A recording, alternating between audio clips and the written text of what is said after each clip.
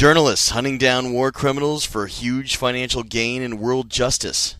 I'm this close to joining up with that posse, but I just can't seem to find my passport. Howdy, I'm Jeff Goldsmith, Senior Editor for Creative Screenwriting Magazine, and today we have writer-director Richard Shepard to chat with us about his new film, The Hunting Party. And by the way, today's Creative Screenwriting podcast is sponsored by the all-new Movie Magic Screenwriter 6. Movie Magic Screenwriter is professional screenwriting software used by top Hollywood screenwriters and TV writers. Stop by screenplay.com to test drive the new Movie Magic Screenwriter 6, and while you're there, read some free screenwriting articles and interviews with some of the most successful screenwriters working today. The all-new Movie Magic Screenwriter 6 is available at screenplay.com. And after you visit screenplay.com, don't forget about our 6th annual Screenwriting Expo on the weekend of October 27th, 2007. This amazing event features classes and guest speakers ranging from Scott Frank and Steve Zalian to writing teams like Kurtzman and Orsi and Rossio and Elliott, along with screenwriting contests and more. Don't forget to check out our Expo catalog as a free PDF, which you could download at www.screenwritingexpo.com. And remember to use the coupon code CSPodcast to save yourself 10% off of a regular pass. But now, without further ado, let's jump right onto the stage after I introduce writer-director Richard Shepard to chat with us about his new film, The Hunting Party.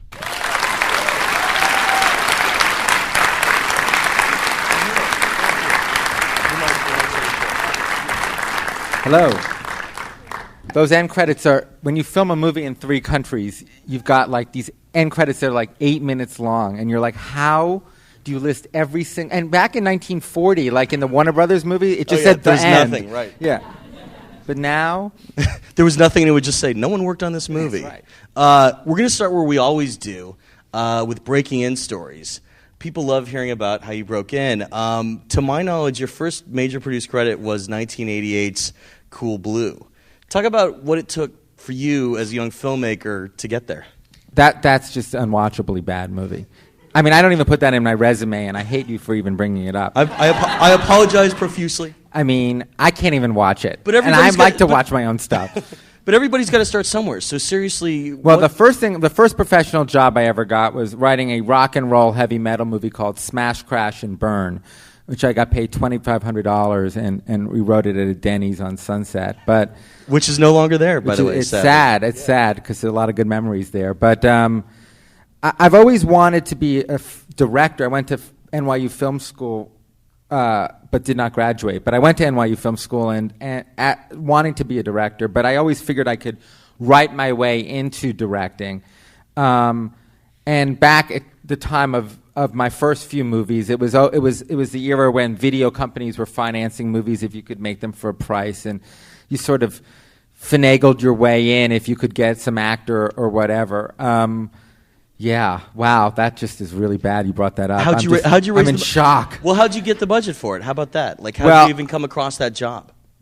My old writing, I started with a writing partner, and I always suggest people write with a partner in the beginning because it just actually forces you to write, because you like make a date to meet up at like 4 o'clock, and then you actually have to write or you're kind of guilted into it. So we wrote this romantic comedy. We were 20 years old or 21, and Cassian Elwes, who is now a agent, was a producer at the time, and he had some drug money or something, and he basically needed to launder some money, and he bounced a lot of checks and stabbed us in the back, and we made this movie, and it was shit. And that's what happened. I love it.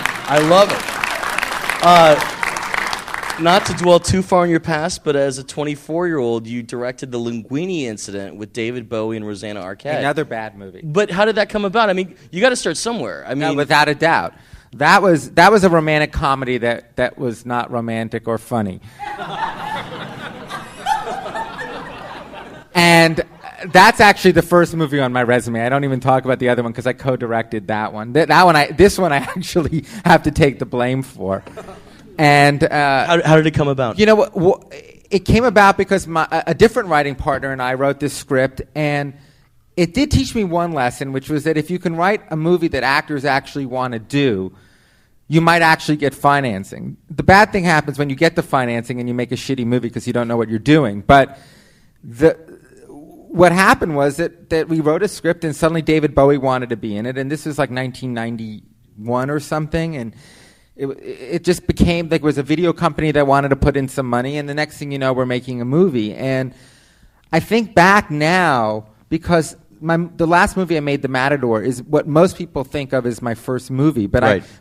I had these horrible experiences where movies were taken away from me, where they were bad, where I didn't listen to people, where I was young and stupid and arrogant. But we like these war stories. This is good. Major war stories, but you really do learn something when you've been beaten down. I mean, the Linguini incident, for those of you who've suffered through it on AMC or whatever, had the distinction of opening on the day of the riots in Los Angeles. So it actually, if you go into whatever record book is kept, has the lowest per-screen average in the history of cinema because there was a curfew, so only one showing, of which 3 people, and I think I bought all 3 tickets, went to see it. So literally, the per-screen average is like $9. So, and growing. And growing, yeah. And so I did that movie, and I look back at what I did. I still have dreams about it. You know how people have dreams about going back to high school and they're in their underwear or something? And I have dreams about this movie and what I could do if I could do it today. And I actually think maybe one day I'll be rich enough to buy the negative and I can actually recut it and listen to all the notes I should have listened to when I was 24. Because the one thing I've learned in the last 20 years since Cool Blue is that you need to listen to people. And starting after Linguini incident, after I couldn't work for 3 years, that I really reapproached what I wanted to write about and how I wanted to go about my career, which was totally different than this ideal of Hollywood that I thought. Talk about that. I mean, so were the projects that you started writing after that about, more personal and more personal? It just became a different. When I first started out, it was in the late 80s, and it was like Die Hard, and so many scripts that I wrote were trying to appease what was being bought.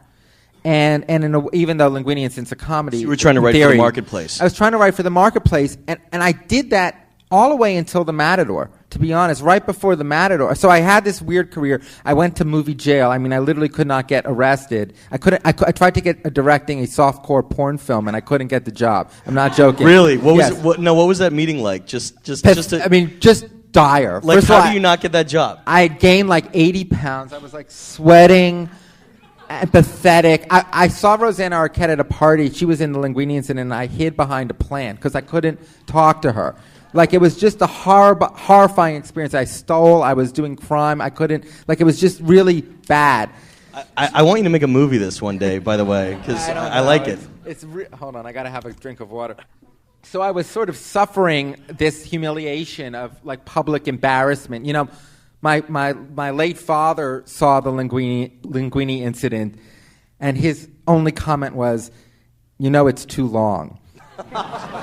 And that's a bad thing when your dad, who loves you, is telling you that. So it was just a really bad period in my life, and I just decided, listen, I'm going to I can always write. Like, I can't afford to do anything, but writing is free other than, like, just being able to pay your rent. And electricity, of course. And electricity. And so, like, I moved back to New York where, you get stabbed in the stomach, not in the back, as opposed to Hollywood. And I just started writing for myself, and I made this little indie film that cost $52,000. And finally, I had a movie that I was proud of. No one saw it, but it starred Sam Rockwell. It was a little thriller called Mercy, and we sold it to HBO for $250,000, which, A, was the first thing I'd ever done that made any money, and B, I was actually able to show it, and say, hey, I'm not completely incompetent. And then I made a little thriller called Oxygen that with Adrian Brody. Adrian Brody and Maura Tierney were in right before Adrian sort of broke out.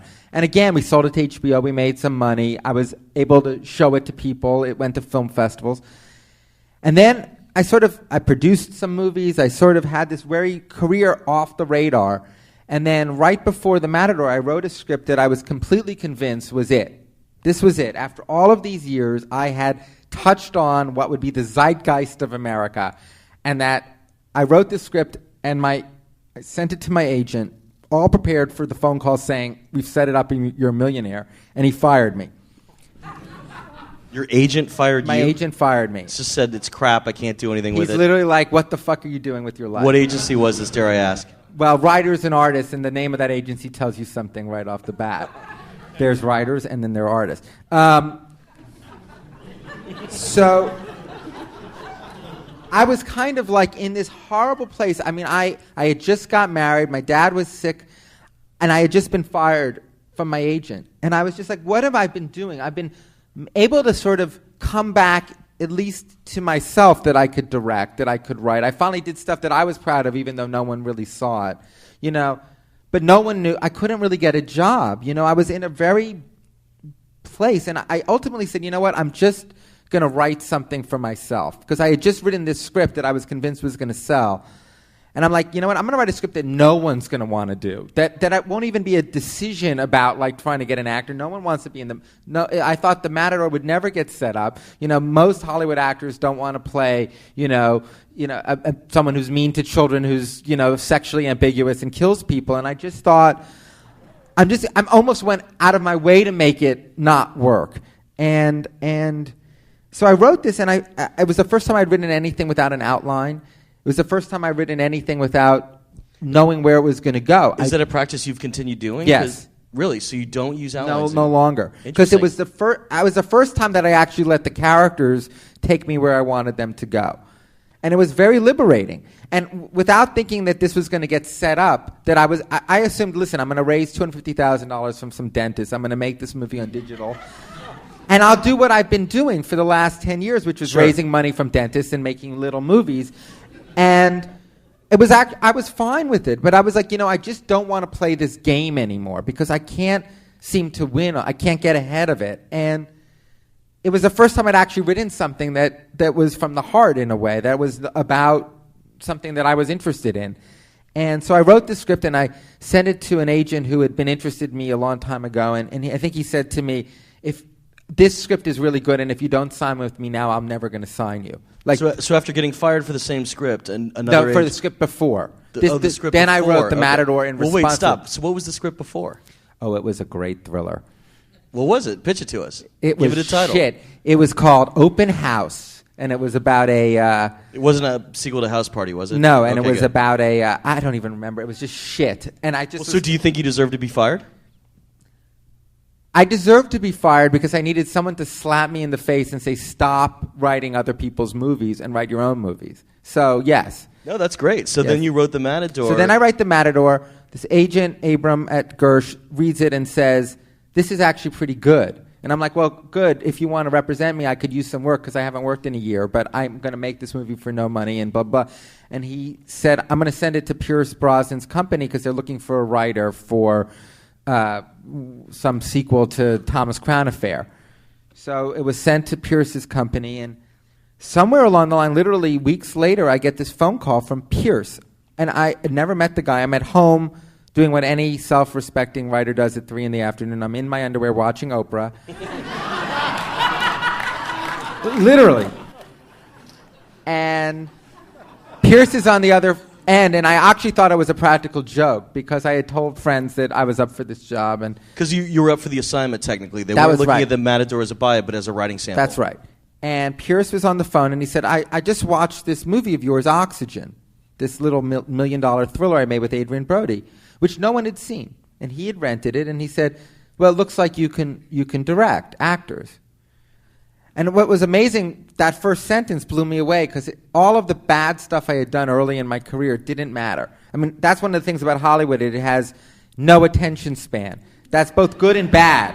Like, you can't rest on your laurels, but at the same time, the shit you do at certain points, they completely forget about. So, some people would call it failing upward, is the term. It's a little bit like this, but he was able to look at this movie and decide that I could direct. So he literally said on the phone, I saw Oxygen, I read your script. I'm interested in starring in it and producing. What do you think? And that's like the phone call that changed my life. I mean, it just completely... And also validated what I had done, which was to write something that I had actually cared about and not thought about the commercial prospects of. So that happened, and then we made The Matador. And believe me, this movie would never have existed had The Matador not, because no one was about to spend $20 million on a movie about Bosnian war criminals if that movie hadn't existed. Absolutely. Just to stay on the Matador for another second, I mean, when the reviews came out, a lot of people said, "Oh, it's, he got unbelievable performances out of Pierce Brosnan." I always thought Pierce Brosnan was talented, but it is a great performance. What do you think you did directorially that did yield such a good performance from all the actors in that film, and tonight's film included? Well, I think with the Matador and with this is that the tone and the humor is so sort of specific that you either get it or you don't. This either works for you or it doesn't. You can either mix comedy and drama or you can't. And so I think the actors, certainly in both films, but if you want to go specifically to the Matador, got the script, that there wasn't a discussion of what movie we want to make. It was clear from the get-go that So there weren't rewrites? None. I mean, other than like tweaking this and that, but in general, neither film was developed and neither film was changed when the actors got involved. With Pierce getting involved, we cut a few jokes and we changed a few things, but literally like a day's worth of work. Nothing. I cut a line in which Greg Kinnear says, "What are you, James Bond?" That was a line in the original script that Right, before you knew. which would have been really bad in the finished movie. But so I look at, and I really appreciate the great press that the actors got for that movie, and 97.7% goes to them. I mean, as a filmmaker, you're only as good as the cast you cast, and but they stuck to the script. They saw the same movie I did. And that's important, yeah. And neither film, The Matador or this, was a movie in which the actors were getting paid any money. Like they were getting, I mean, what's no money to these actors is enough money for us to live on for the rest of our lives. But compared to what they usually get, it was sort of a labor of love movie for both films. And that attitude and the belief that they were doing something, hey, listen, we did our big, shitty Hollywood movie that we just got paid a lot of money for, and now we can do your movie. There's a different attitude, and the attitude is about the work. And The Matador was shot in 40 days, and this shot in 42 days, and there's not a lot of fucking around when you don't have that, the average Hollywood movie is 60 days or 65 days. So that attitude and the belief that that this isn't just a cookie-cutter movie affects the whole film. And so Pierce had no choice. I mean, in the way, I set him up to fail. I said, I'm going to put I fought for Greg Kinnear. I cut 3 days out of the schedule to afford to get Greg Kinnear in the movie, even though we were paying him nothing. Because, to me, I wanted Pierce opposite a great actor. And I knew it would cause him to have to give a great performance or Greg would steal the movie. And the same thing with Hope Davis. And the same thing in this case. We got Richard Gere, and then when Terrence Howard came into the picture, to me it was like, wow. There's great casting, there's yeah. lazy Richard Gere movies and there's not lazy Richard Gere movies. And how do you prevent an actor from their worst impulses? And one thing is to cast someone who's going to steal the movie from them. So, really, honestly, I mean, it's like it's a psychological battle. It's catty, but I like it. Yeah, I mean, And in reverse to Terrence, too. I mean, Terrence Richard Gere hasn't been a movie star for 30 years based on nothing, so it's all the whole, how do you put this together? A lot of directing is casting, and from a writing standpoint, I want to write movies that actors want to do. And it was something I learned when I was first starting out in college. I had a writing partner, the guy who I wrote Cool and directed Cool Blue. Thank you for mentioning that, you motherfucker. And we were starting out, and we started sending our first scripts to anyone we could, like anyone. And we went through Hollywood Reporter and Variety and basically wrote down every name that we read, and we sent... Yeah, executives love that, by the way. So one day we get a call from one of our first scripts, and this guy's like, I love your script. And my writing partner and I were in college, we're like shaking. He's got Paramount Pictures, and he's like, I love it. He goes, of course, I'm in the accounting department, and this is the first script anyone's ever sent to me. Yeah, that was about 20 years ago. Yes. You really can't do that these days. But anyway, so somehow along the line, David Brown, the producer who produced The Sting, got hold of a very early script, and he hated it. He just hated it. I don't know. It was some connection. He read it. He hated it. And he said, Richard, you've got to write parts that actors are going to want to play. And it was a amazing piece of advice, because how do you get, it's one thing to get Transformers made, because that's in the system. And wait, that advice was about Cool Blue after you read No, it Cool was Blue? even before that. Oh, okay, there was But, another yeah, script. there were All right, a few scripts, believe me. But it's about, and it takes a long time to figure that out. But at a certain point, you're like, if I'm going to write a studio movie that's just a straight-ahead thing, then the studio will pay $10 million for Halle Berry to be in Perfect Stranger, and it'll just get made, and it's shit, and no one wants to see it, and it's crap. Or you can say, how can I get an actor to work for less than their price? But if they are interested in the role, then their interest will actually find the financing. Pierce said, I want to do The Matador, and suddenly, there's $12 million. I mean, again, it's not $80 million, but for me... And that's all you needed on that movie, too. I mean, I'd never had a budget over $1 million, so to me it was like Lawrence of Arabia. It was like, wait, you mean there's 2 cameras? There's a caterer? I don't understand. So, and it's really been like an incredibly helpful thing. It took a long time to, by the way, those Pierce Brosnan's representation are leaving. They've got a meeting to go to. All right. Well, so wait. I do want to get to this movie because there's a lot to talk about, but I also want to just branch out for a second. Aside from feature film directing, you've really also made your mark recently in television. You directed the pilot episodes for both Ugly Betty and Criminal Minds, which have both taken off pretty well. Could you talk about the differences that you experienced in your TV habits versus your film habits? Well, TV pilots are great for directors because you get to sort of help create a show and help cast it. You and set the style guide. Get to set the style, and it's 2 months, as opposed to 2 years. So it's 2 months of hell, but it helps pay for the ability to be pickier and to say. I mean, after The Matador, a lot of things came my way, but it was very important that I do something that I wrote that was personal to me. And how do you say no to money for the first time in your entire life? The only way to do that is if you're making money some other way. I mean, at the end of the day, I never besmirch anyone for taking a job because people need to make a living, even people who make a lot of money. But at a certain point, like if you look about what's the long-term career, how can I have a career as a writer-director, it's to not do stuff that I'm not passionate about. And on both those shows, you were just the director, correct? Correct. You I did didn't not write it. Okay. No. But coming in as a writer as well, I was able to look at it from a different angle. And since I didn't help develop them, they were both developed. So I was hired, basically the day they started casting. They started casting the day I was hired. So I was able to look at both scripts and bring at least my point of view as to what could be improved or what couldn't be improved. And you did a great job on both those. Thank you. And it was great. Certainly Ugly Betty, it's amazing. The first episode of Ugly Betty was seen by more people than have seen every single thing I've ever done in my entire career. I'm going to ask you this, but I'm going to tell you before I ask you, you do not have to answer it. I've just always been curious, and it's just a rumor I've heard. I've heard that TV directors who direct the pilot episode of a series that becomes popular have a certain created by credit or a status or a residual that differs from any other director on a show like that. Is that true? Is that false?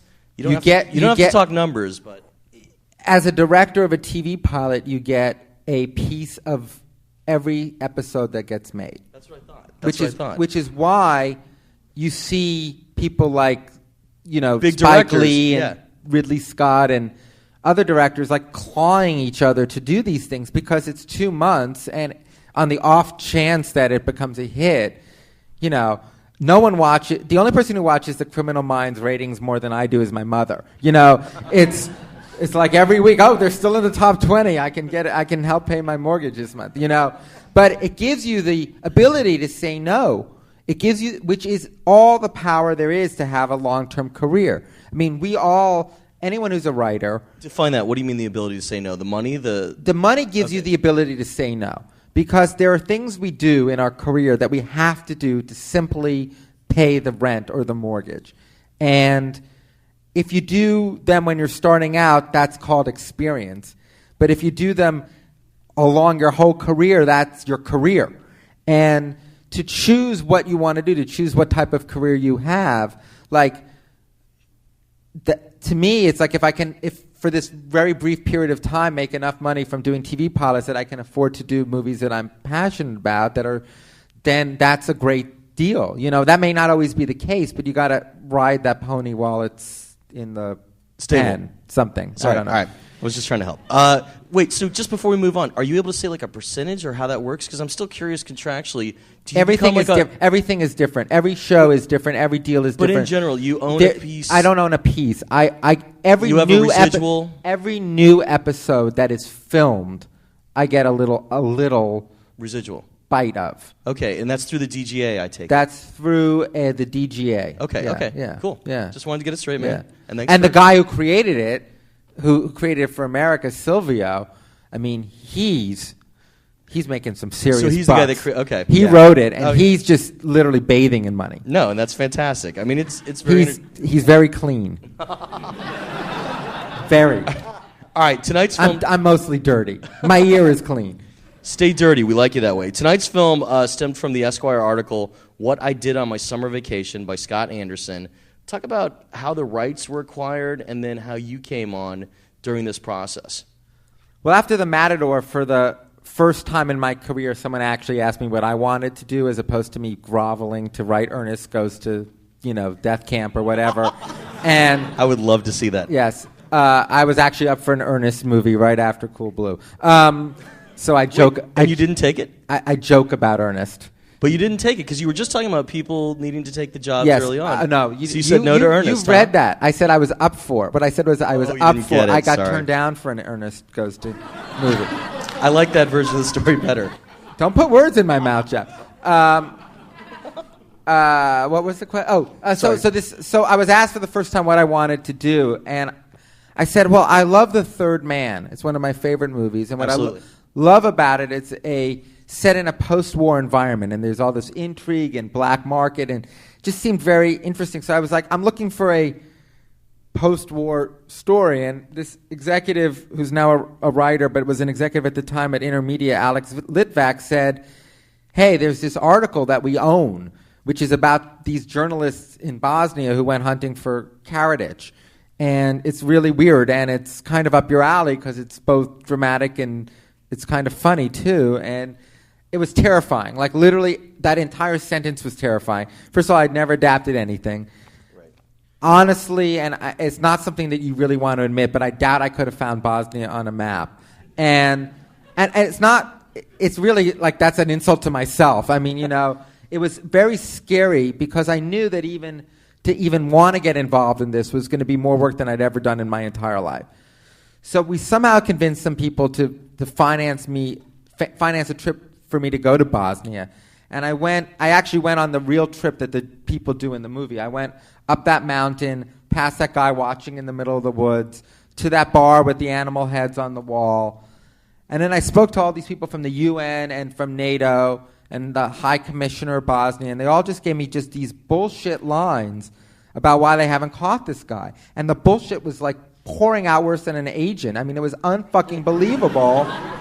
And I was like blown away by it, and I just sort of said, I might have to just dive into this. Seems like a once in a lifetime opportunity. First of all, I was interested in how it related to the world today. I was interested in learning about that war, and I was interested in the fact that this absurd story, I mean, what you see in the movie, when you see Boris hiding behind a wall, that's nothing compared to the real Boris. Like, the real stuff was just insane. The real Boris liked to hide behind trees, He would hide behind trees. And as soon as I learned that the UN didn't have a copy of the indictment list, I was like, what the fuck? Like, this could be really interesting. So... Yeah, I mean, just to go back for a second, I know Alex. I went to film school with him. I think it's great that he's a writer now. And, I remember that you were brought on after he had only read the Matador script and not even seen the movie. So essentially, was this trip that you were sent on to get you geared up to write the movie? You hadn't written a word before it? I hadn't written anything. I said I needed to go because I needed to feel like, could I figure this out? Because not only... So what I did after that trip was that I said to the real journalists, first of all, they helped me with that trip. They helped set it up. Some of them went with me on the trip. You're talking about Scott Anderson, John Falk. That's right, those guys. And I said, listen, I feel like I could probably figure a way to tell what happened to you guys. But I can't tell your story. That I'm not going to tell your backstory.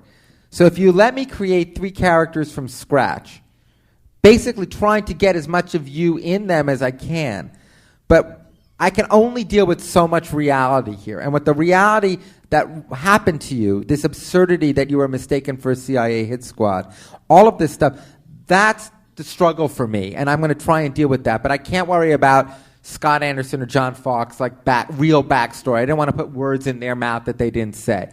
So once they gave me the blessing and said, go ahead, create 3 characters that you want to create, because I really needed to create a younger character. Yeah, I was going to say, you created people at 3 totally different age groups. Well, that was on purpose, because there was so much information I needed to get out, and seasoned journalists would never ask the questions that Benjamin asked in the movie. Right, so he's kind of the audience's eye. So I just had to do it. I mean, there was just no way that I could do it and have these journalists come off as decent if they were like, well, who's the fox? So I needed to have that freedom, and I needed to have the freedom to be creative, to figure out a way for me to tell it, which was, how can I make this a movie that I want to see? And what I really wanted to do was sort of channel a 1940s Warner Brothers movie and the B-side of a double bill. That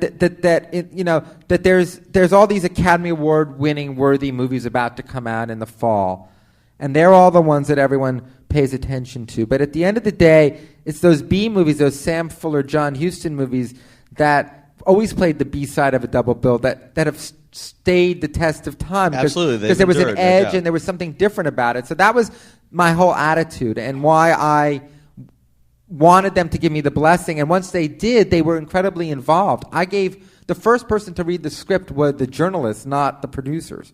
Like, I wanted them to make sure that I was getting it right. Now, what they have to say? Because to my knowledge, I had heard that at some point there was a draft that the journalists had written called "The Journey Back." Yes, is that true? They wrote a draft before I was even involved. So it was contractual upon the sale of their article. I guess so. Okay. It was awful, and they're the first to admit it.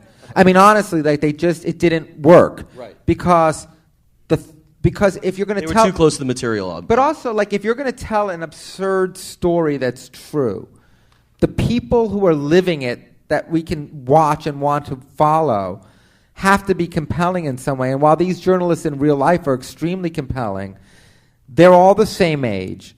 They all had the same motives. Everything was the same about them. So reading it was like, oh, well, there's 5 guys. They're all the same age. They're all saying the same. Like, there was nothing compelling about the characters. And to me, it was like, I've got to figure out a way to tell this from a compelling standpoint for the characters. And then we'll get all this other stuff in. But it was really the hardest thing I've ever had to write in terms of just distilling the 13 books that I read about Bosnia and my own research and all the people I talked to into a movie that could be understood by someone who knew nothing about the war. That's the trick. Let's talk about that for a second. What was your habit? How many hours a day would you write? How long did it take you to get your first draft? I personally write 5 pages a day. Now, they're shit. They're literally like, all work and no play makes Jack a dull boy. But they are 5 pages. That's great. And it's a way for me to just eventually get a draft out. And then I do another draft. But I'm a big, big, big believer in drafts. And one of the pitfalls early in my career, and I think in a lot of screenwriters' careers, is that when they finish a draft of a screenplay, they show it to their roommate or their girlfriend or their best friend, and they get a lot of, yo, that's really fucking cool, man. That's great. There's tears behind the laughter you're hearing right now. Yes. Well, we know it because we've all been there. How many times have I said, my best friend loves my script? It's like, there's a reason he's my best friend. He's a fucking idiot. And so it took me a long time to realize that maybe it would be actually advantageous to show the script to people who might not be inclined to immediately like it. Because you only get, without sounding like a deodorant commercial, you only get a first time, one time to make a first impression or whatever the fucking line is. Like, people will read your script once, and so when I do drafts, I do draft after draft after draft. So by the time the official first draft is going out, it's pretty solid. It may not be what it will eventually be, but I've been prodded by people who don't have a problem telling me that something doesn't work. That's good. And it doesn't mean you don't have to listen to them, but you should if it's a logical argument. I've talked to other people about this. Some people say that if a couple people that you're friends with that actually happen to be strangers, like they don't actually know each other, but you're friends with them, if they have the same note, that's a cue to you that it's a legit note or a good way to sort it out. It's like you start out as a writer and you're insanely confident and insecure at the same time. It's a horrible fucking combination. It's just this cockiness of like, what I just wrote is literally like an orgasm on wood. Like it is so goddamn good that fucking Scorsese is going to cancel his fucking next movie and Spielberg is going to produce. And you have this concept, this, and you have to have that confidence to even get through a script. That's right, or you'll never finish. But you also have a naivete that comes with that confidence and a complete insecurity. So when someone gives you a note, well, what are you talking about? This is the greatest thing since fucking, the Quran. This is the Bible, man. Don't fuck with it. But the more you start listening and the more work you do, it's like anyone who's ever rewritten something knows that it's better after you rewrote it. It just is. You're not going to do it if it's not better. And at a certain point, if it's not stupid notes that you're forced to do by a studio, if it's notes that you actually make some sense from people whose taste you like, the more you do, the more you do. So the first draft of this movie that you just saw was in a position, yeah, we got notes from people, but it was in a position that the studio was actually, the financiers were actually able to say, God, this could be a movie. What draft did we just see tonight? Well, in the 20s, but officially the 3rd. I like that answer. All right. Now, I know that at one point it was set up at Warner Indy. Is that correct? Yes. Because we set it up at Warner Independent, and Mark Gill, who was president of the Warner Independent, championed it, loved the idea, loved what I wanted to do with it, and proceeded to get fired because of that. And specifically because of this project? Yeah. Well, he was having trouble there before our project, and this was the nail on the coffin. Jeff Robinoff, who runs Warner Brothers, didn't like the idea of Terrence Howard and Richard Gere in this movie. And they turned out great together in this movie. Yes. Well, whatever. Yeah. So on Wednesday, Mark Gill gets fired. Thursday, I'm drunk with a shotgun in my mouth, and Saturday, Harvey Weinstein, who had picked up the Matador at Sundance, called and was like, "I'm ready to go finance this." So it was a great situation, and the deal was, I'll finance it, but it's your script. We're not going to develop it anymore because that's fantastic. Because if this had been a $70 million movie, what was the budget again? 20. Okay. If this had been a 70 or $75 million movie, there'd be expectations of the type of movie it needs to be in order to make a profit. But at the budget level we were at, there was a little bit of a well, listen, even if it's just unwatchable, we'll sell it to stars, It keeps it raw, too. Yeah. No, seriously, but that's like a financial thing. Richard Gere is hunting war. So they assumed that they could do something with it. And if it was good or turned out interesting, then maybe it would be an interesting movie. So from a financial standpoint, it was kind of a no-brainer is the wrong word because it was a lot of issues. But an easier movie to finance at $20 million than $50 million. And it's easier $20 million to say this is the script and we're not changing a word than if it was $50 million where they would have definitely made us change a word. I'm guessing the fact that you actually shot on location, to my knowledge, right? You did shoot in Bosnia. That helped stretch the dollar. No, it was the opposite. Really? Well, Bosnia is on the United States do not travel list along with Iran, Iraq, and Pakistan. Be a great vacation. Yeah, it actually is. Believe it or not, Sarajevo is a beautiful city, but there's 500,000 unexploded landmines in the country, and the State Department won't let us go there. So from an insurance standpoint and from getting the equipment, there's no rental house. So it actually costs us about 4 days of shooting to shoot there. But to me, as a director, I really wanted the actors to see the city, and those bullet holes you see in the movie are not set dressing. And I think it affected the way they perceived the movie. The fact that our crew is made up of Muslims, Serbs, and Croats, people who fought against each other in the war, and they were all working on our film. And that was intentional. It was intentional to hire and spend as much money as possible in Sarajevo, which could use the money. And it was important that the actors see it and live it. And that's why I chose to shoot there first. That's great. And because at the end of the day, as a director, a lot of your job is who you cast opposite the actors. Like, every part is important.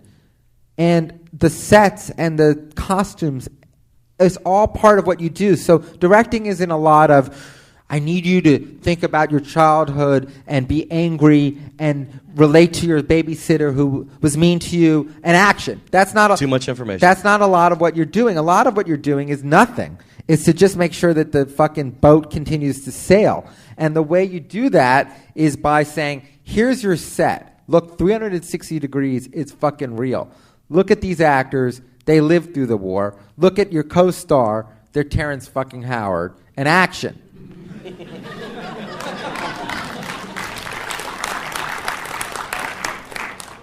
At a certain point, because I'd heard about the script a lot of people really liked it.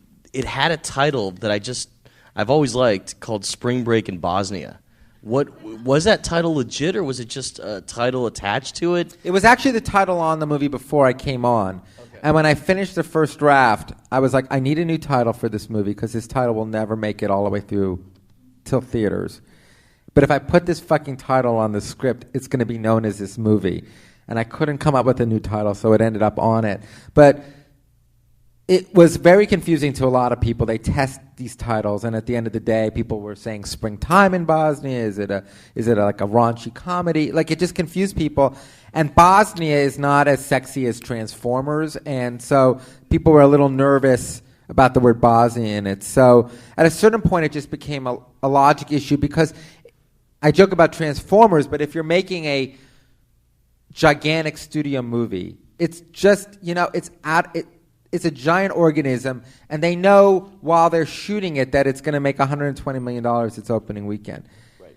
But if you're making a movie that's at all idiosyncratic, there's a question mark all the way through the process, including today, 2 weeks before it opens, about whether it's going to make any money. So anything that sort of is a negative that you can actually control seems to be worth doing. It's like, if the notes had been, you need to change this movie to make it more commercial, I would have fought it. But if the discussion is, this title is just a disaster in our tests, at a certain point you can fight for that title all you want, but it's like, well, why it was clever to us and clever to like that sort of very intellectual people who kind of get the title, but what were some of the other titles you guys played with, other than the hunting party? There was a few that I liked. I like 3, 4, 5. 3, 4, 5 million. I like that one. There was In Trouble Again. There was 5 Years Later, which I actually liked. And I Fought the Law, which was the one I really liked. That's cool. And you used that song in the end of the movie, right? Well, it's a Bosnian version of I Fought the Law. Absolutely. It's always difficult sometimes for writers to use narration. It could be a crutch. I don't think it was here. How did you kind of decide how much narration to use, like for the opening of the movie and other parts? When I think everyone has heard this thing, like, don't use narration. It's like a screenwriting rule. It is, but it isn't. I mean, it is, but it isn't, because when Kubrick does it and Scorsese does it, it's just fine. When it works, it works. But I think it's sometimes used as a crutch because you're explaining things that you can't figure out a way to explain visually or something like that. But for me, it was the way I got into writing the movie, that I was having a hard time figuring out, how do I establish this friendship, this relationship between the two lead characters when Simon doesn't show up for a while. And I was like, I need to start it back. I need to go back a little. So I just started writing it with narration. And I remember in an early draft, actually, Alex, the executive on the project, said there's too much and you need to end it right when the story comes to present day. You cannot keep it going. You can come back at the end.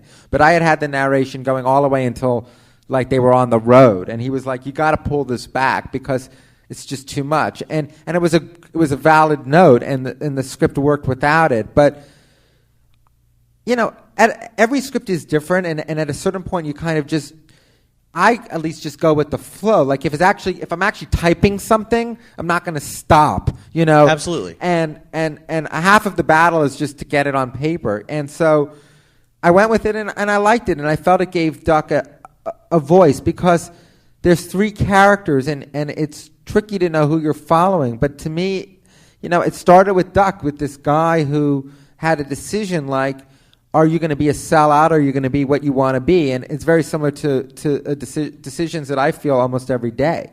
Like, am I going to just do Perfect Stranger, or am I going to try and do something that I'm interested in? And so I related to Duck, and I felt like the need to have to write it that way. We were talking earlier about your habit. You had mentioned 5 pages a day. Well, what's your approach to writer's block? Or because of having the 5 pages a day, is that how you avoid it? There's days where there's no 5. I mean, you know, if you can't work. What do you do to overcome writer's block? The dishes. I don't work in an office. I work at home for the simple reason that whenever I can't write, I just clean up. It makes my wife very happy, but she's like, please don't work today because the house is a mess. But it does kind of clear your mind. I mean, I've always thought, and I still think this, that poverty is an amazing motivator to writing.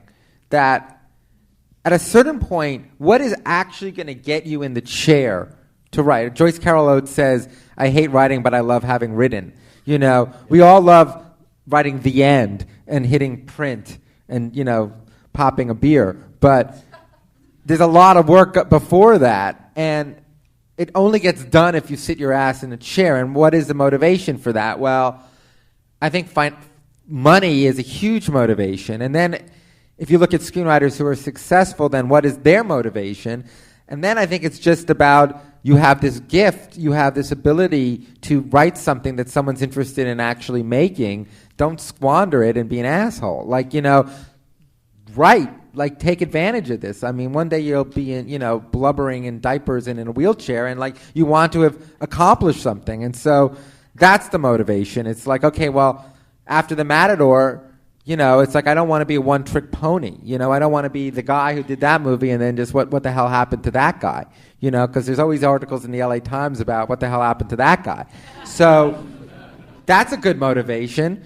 That'll get you typing. The structure of the movie, you know, it's flashback kind of at the beginning to kind of set up the relationship, then it's very linear. Then you did something really interesting in the middle. You did a flashback to his meltdown day to show what happened, to introduce the concept of his girlfriend who was killed. Talk about where that came into your mind as a structural device to have a flashback that late.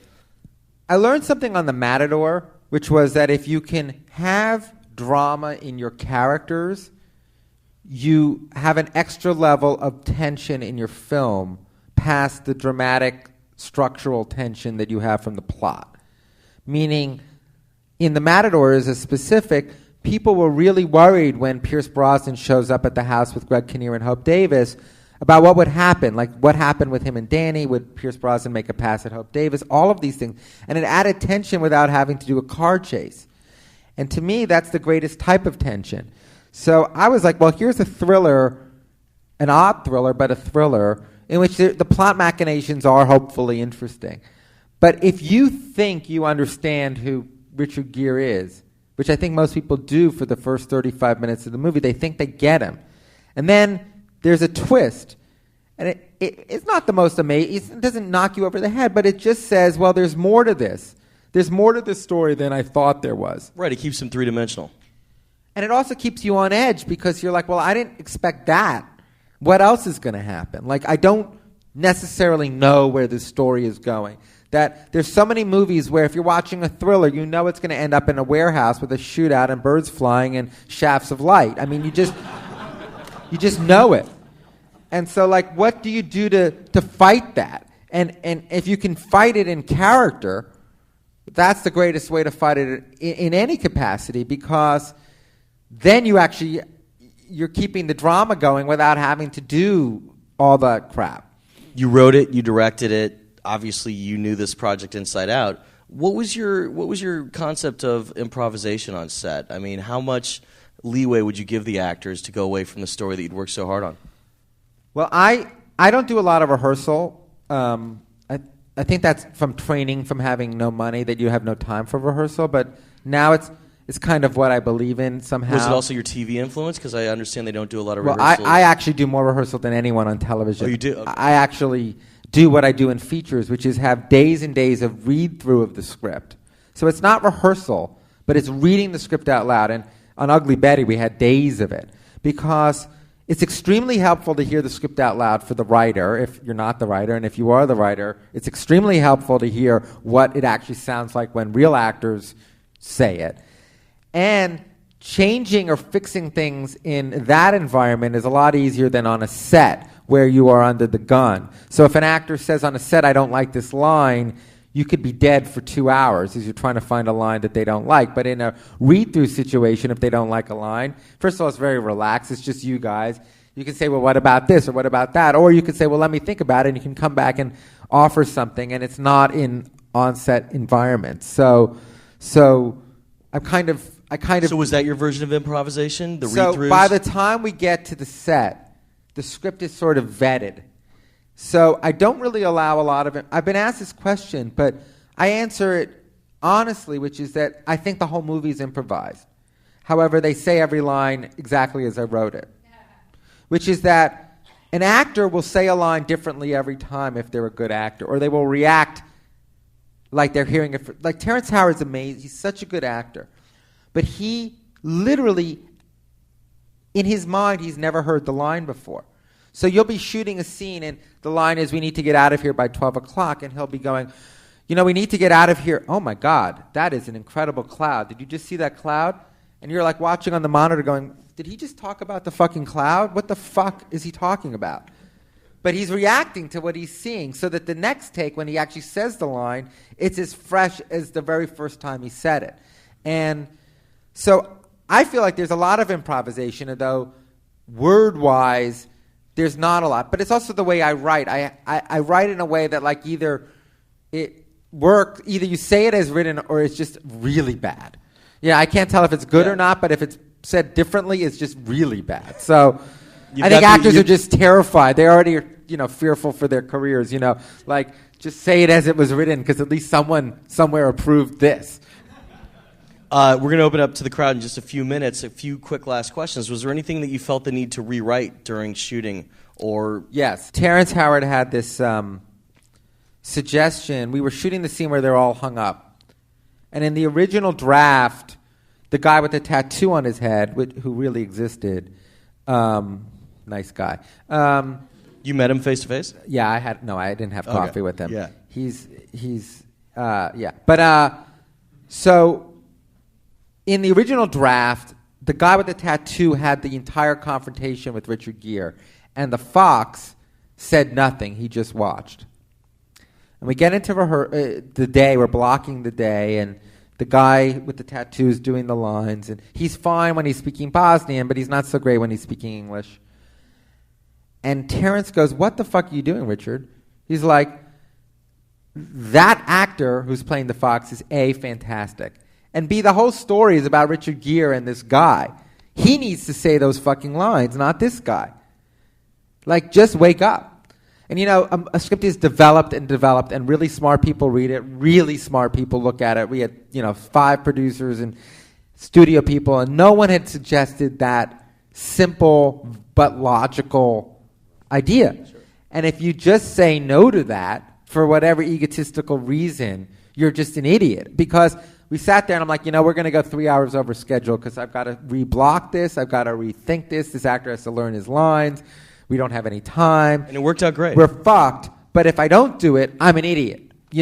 So you have to listen to a good suggestion. And the great part about being a director is any suggestion that's made to you that's good, you get credit for. Was there anything cut? Just even during the editorial process, like a lost scene that's kind of interesting that you want to talk about? I tend to overwrite scenes. I write a 5-page scene instead of a 2-page scene. Honestly, in a finished movie, no scene is over 2 pages or 2.5 pages, but I tend to write 5-page scenes. And so a lot of scenes start with them sitting when there was a walk up to a beautiful shot of them walking and talking up to them sitting. And I just cut into a lot of scenes or cut out early. But there's not a lot that was cut out. At 42 days and the budget we had, it was a pretty lean script to begin with. You know, we didn't have, it's not like... So there was nothing major cut out. Just you'll like see it on the DVD. I hope you buy it. Spend a lot of money on it, and you'll see all the I'll buy 2 deleted copies. Thank I'll you buy very 2 much. copies. Talk about the ending. I mean, because, you know, there is the point at which it ends, and then it says that there's a point which it becomes myth and folklore, Right. and they go and they hunt. It's urban legend. Yeah. Well, it was important to me. There was a lot of things that I needed to do to make it kosher for me. I needed to say at the beginning of the movie only the most ridiculous parts of the story are true, so that we understood that some parts weren't. And it was also important to me at the end of the movie to show what those ridiculous parts are, because most people would say, well, you made up the midget, or you made up the guy with the tattoo on his head. Fact is, I didn't make that shit up. I made Richard Gere up, you know. But for that ending, it was, if I couldn't have them say the rest of the story is urban legend, I would have not been able to make the movie. But was that always the way your script ended? Yes. With them releasing him in the Yeah, village? in an early draft, it didn't end that way, but eventually people were like, you know, we've been on this journey, we should see what happens. I'm like, well, what really happened is the guy's still on the run. But I can get... Was that your original ending? My original ending was them running from the airport. But it didn't work. It didn't work because had this been a very serious Paul Haggis movie, we might have been able to pull that off. But I was making a 1940s Warner Brothers movie, and I kind of wanted the guy fucking caught. So I chose that ending, but in a way that I could live with, which is to say that it was urban legend. And, you know, at the end of the day, you kind of... Everyone has an opinion. This movie will get good and bad reviews. People here will either like it or not like it. But I have to be able to live Face with yourself, it. yeah, I have to. Because early in my career, I did stuff that I'm not proud of. You know. So now it's like I want to do things. If I'm in this great situation where I can write and then direct a movie, I want to be able to, at the end of the day, say this is my movie. That I don't want to not have to put it on my resume. That I have to that good or bad, faults or no faults, it's mine. Last question before we turn to the crowd. In the opening title sequence, at one point, there's neon over the bed, and just for our podcast listeners, it is written in cool blue, I would say, as for now. Fucker. I know. I had to say it again because I knew I'd get that reaction. But it's written as for now, right as he narrates that. As for me, sorry. When did that idea come about? Because that was interesting. We were looking for, it's a very controversial thing. This was, of all the notes we got while we were cutting, this one was the big divider. Like half the people liked it, half the people didn't like it. When we were just deciding where to shoot the movie, we shot it all in Bosnia and Croatia, so we didn't shoot in New York, and it was hard to find a New York loft in Croatia. So we were ending up in these small rooms, and we were like, what the hell are we going to do visually? And I'm like, well, what if he just has this thing over his bed? And the production designer was like, that's kind of cool, and we just sort of did it, you know, and whether it works or not, it was just sort of, it came from an idea of, let's try to just keep it as interesting as we can. You know, like it pops. I mean, it works in the opening titles. At the end of the day, if you can just keep an audience watching, that's like 90% of the battle. I mean, you know, we live in a world where people go to the movies and they're on their fucking BlackBerries or instant messaging. I mean, it's tough. It's so much tougher now than even 5 years ago to have an audience that will watch a movie and actually watch it, you know? And so you do things. And to me, that was sort of fun. It kept in the spirit. It was part of the narration. It wasn't in the part that wasn't narration. It still seemed like it was done in the spirit of things. And it's just sort of what I wanted to do. Had to ask. Let's open it up to the crowd for questions. Right there, you, sir, in the blue shirt. Could you talk about the audio mix, specifically the scene in the tunnel?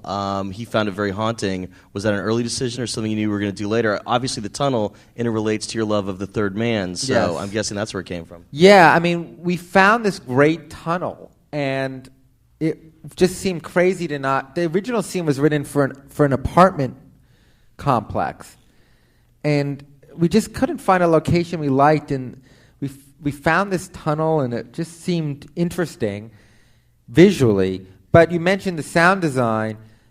When you're doing a movie in which people are working for less than their normal rate, you end up finding... You either have a movie that just doesn't have a good group of people because you can't get it together, or you end up with a movie that has some sort of momentum. So whenever anyone talks about some big studio crappy movie, I'm always like, those movies are paying for more interesting movies because people make their money for the year on that. So we got the sound designer who had done the Matrix movies, and for nothing, for scale, basically.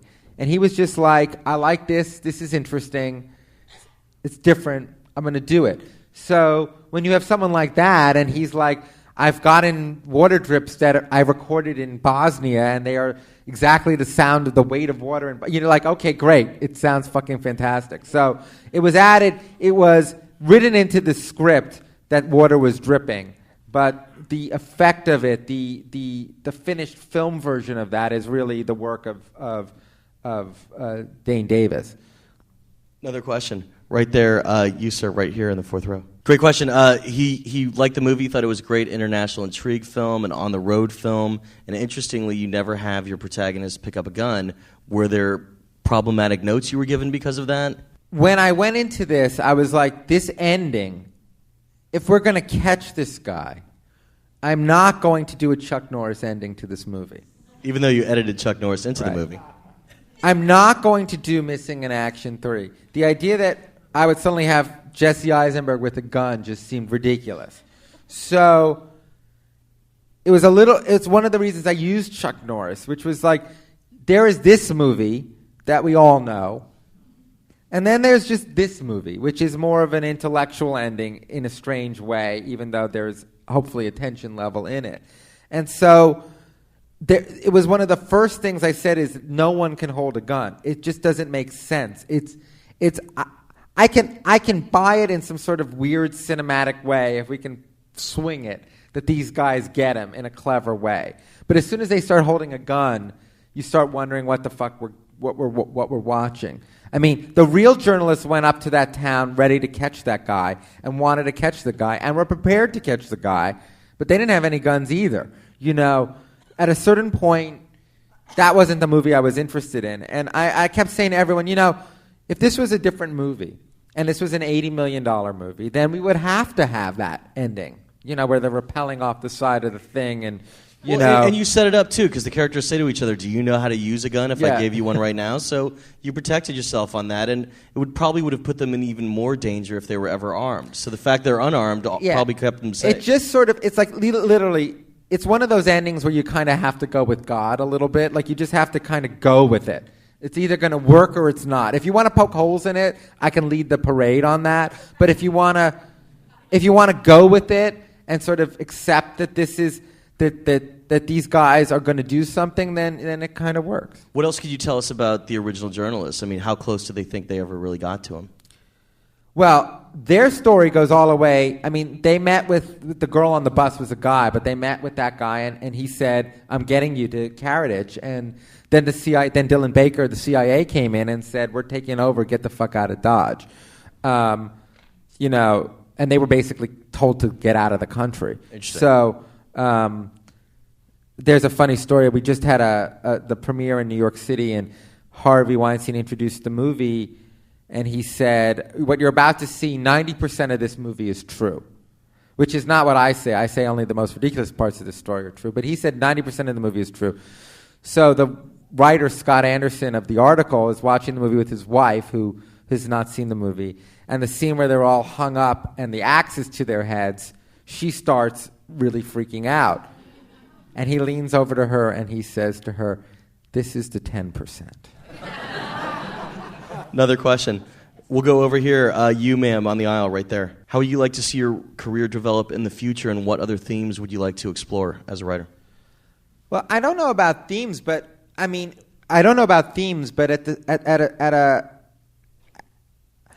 if I can continue to do stuff that is sort of appealing to what I want to see, that I can continue to do movies with good actors, Even when I was making these little $1 million movies, I got to work with Adrian Brody and Maura Tierney, and then to work with Pierce and Greg, and now to work with Terrence and Richard and Jesse. It's like, can I keep doing what I want to do? Can I continue to not have to work for the man?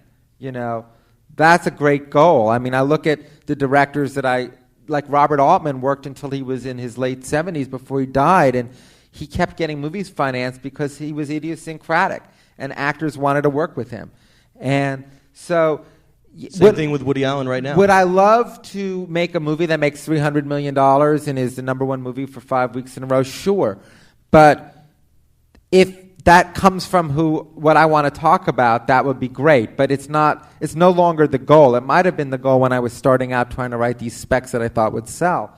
But now I'm like, this is a pretty good gig. This is like, to be able to write and then to actually make the movie and to have the experience. I mean, 3 years ago, if someone said you're going to Bosnia to make a movie, I would have been like, you're crazy. So that opportunity, at the end of the day, is to just keep working. Work.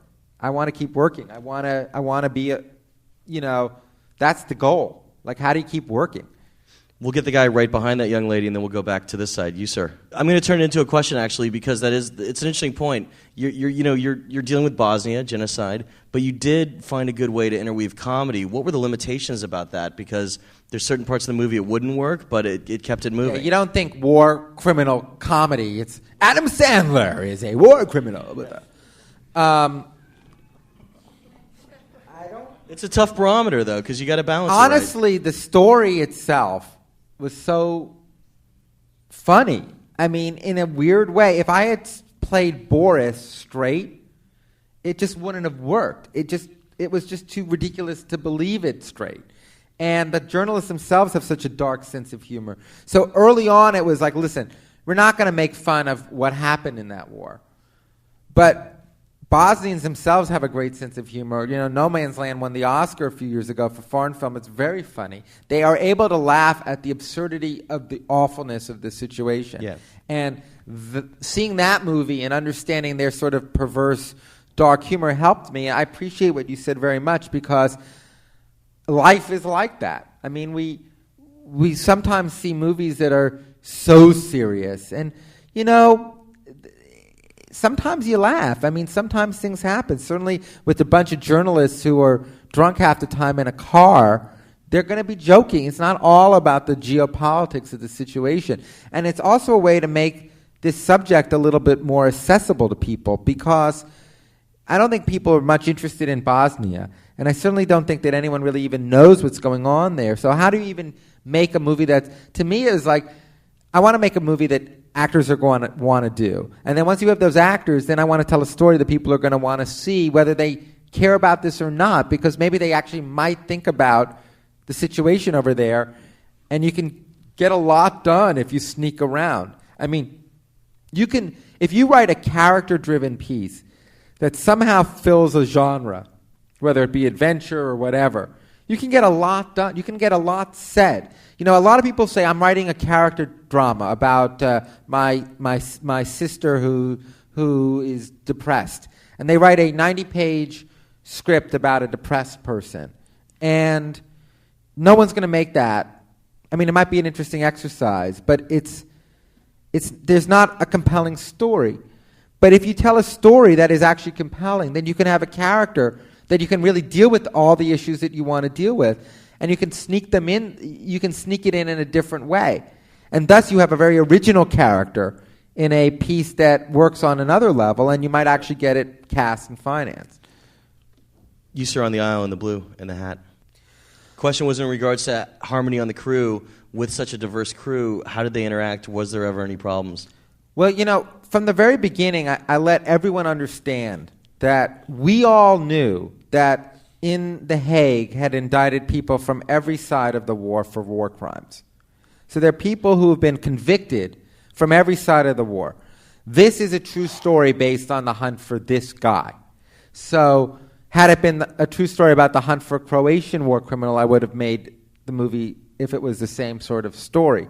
So it wasn't coming from a political agenda about trying to just jab at the Serbs. It was what the story was. So everybody got along, though? No, well, but Sarajevo during the war prided itself on being full of people from all different backgrounds. A lot of Serbs stayed in Sarajevo while they were being shelled by Serbs in the hill because they considered themselves Sarajevans. And what happens now in Sarajevo is a lot of the same thing. I mean, there are mosques, churches, synagogues on the same street. And people are proud of their city. They are proud that they held out. And part of them working on this movie together was a way of showing us that they could do it, that it wasn't still fractured. Now, that doesn't mean that it's all nice and dandy over there, but they got along for the most part. And I also think that they understood that if we had just gone into Sarajevo for 4 days and just shot some exteriors, I think we would have had a different impression. But we were there for a long time, and we spent a lot of money there. We hired a lot of local people, and I think people understood that we weren't coming at it from just some purely crass commercial way, that we wanted to tell us, listen, everyone there realizes that they cannot move on until this man is caught. It is an embarrassment to the world that a man convicted of genocide... What is the real character's name? Radovan Karadzic is not convicted, I'm sorry, indicted for genocide and rape and in an atrocious way. And he's on the run in a country the size of Kentucky. He's written 2 books and a play. He works more than I do. I mean, it's an embarrassment that we haven't caught him. And so they all were very happy that we were making them this story. Not everyone, again, but a majority of people.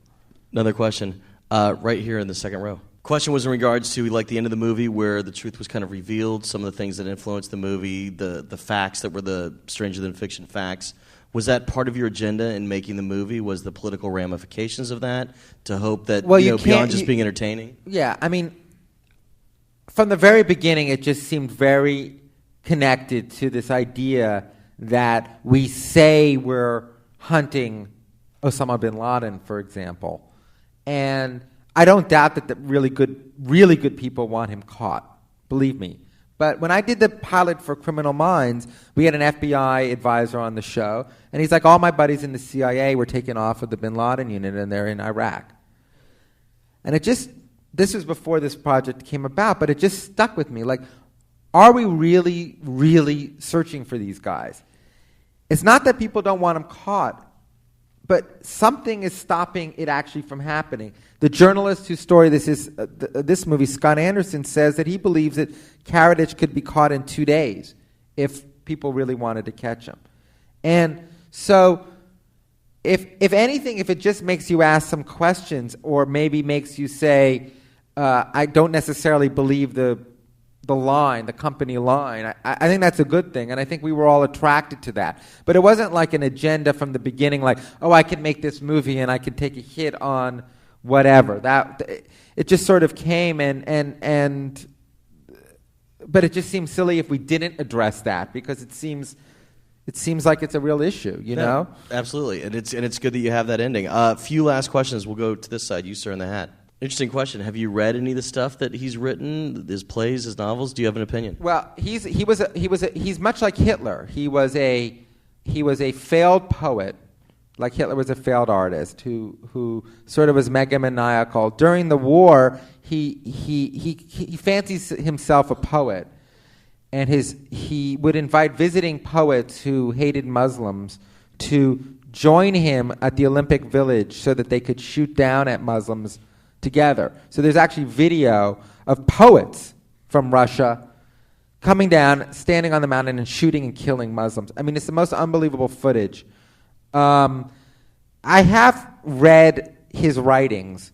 It's very rambling, pro-Serb, sort of, to call it something that we would want to read past just an interest level for writing a movie would be ridiculous. I mean, it's difficult. You know, he has to self-publish some of his stuff because even the Serbs don't want to read it. I mean, it's tricky, but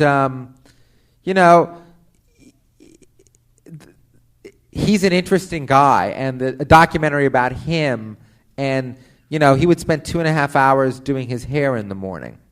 The rumor in Bosnia is if you could find his hairdresser, you can find him. And that was actually a line that got cut out of an early draft of the script, but it always struck me as being really kind of brilliant, Find his hairdresser. Were supporters of his ever kind of sent random anonymous letters saying, don't make this film, or... Well, his daughter definitely was unhappy we were making the movie and made it clear to us. And, we had security and we felt fine over there. I mean, I wouldn't want to go to the Republic Srpska for my vacation, But I don't think that, at a certain point, they were all right with it. It's a true story. Not making anything up. Another question. You, sir, in the light blue shirt in the middle. Are you planning to do any movies based on what's going on in Iraq? Well, I didn't set out to write a political movie, so, I don't know. There's so many movies right now coming out about Iraq.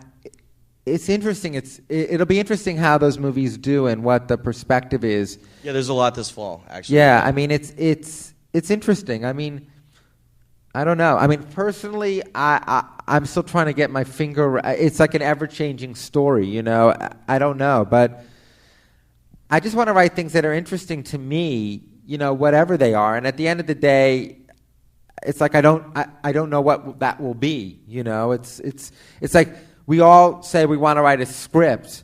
We all want to write a script. We have to have an idea. There has to be something that actually gets us to start typing, You can sit down and get your coffee and turn your computer on and check your email and check Google and check IMDb, and then you run out of websites, and then you actually have to fucking write. And stop by creativescreenwriting.com. Yeah, and then you just like, what the fuck am I going to... So you have to have something that gets you motivated. I don't know. One or two last questions right there, you sir on the aisle. The question was in regards to trying to release the film. Was there ever a concern to try and release the film timed with one of the famous massacres or something like that to mark the date? I mean, none. I mean... That's good. Yeah. Yeah, no. Next question. I mean, basically, it's what we'd end on. What's next for you? What are the projects that are coming onto your horizon? Well, for the first time, I've got some movies that are being developed that I'm not writing, that some really fine writers are writing for me. So finally you're given the notes?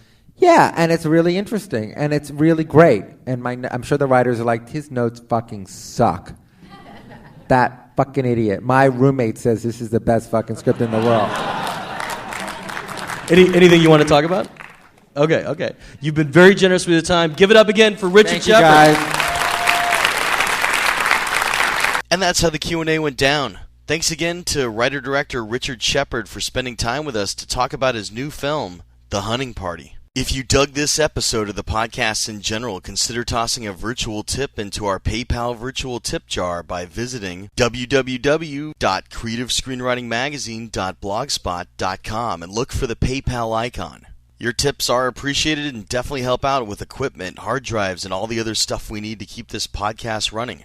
Of course, feel free to check out my blog, which I even managed to update on the rare occasion that I have time to do so by visiting www.jeffgoldsmith.blogspot.com. You can also always feel free to drop me a line by emailing me at yo.goldsmith@gmail.com, and I'll do my darndest to get back to you as soon as I can. Of course, don't forget to click that subscribe button in iTunes or your podcatching software, because that's how episodes are downloaded automatically every time you click refresh. And if you have a minute, feel free to leave us positive feedback in the iTunes Music Store or at podcastalley.com. I'm Jeff Goldsmith, Senior Editor for Creative Screenwriting Magazine, thanking you again for tuning in and telling you to stay out of trouble. Till next week.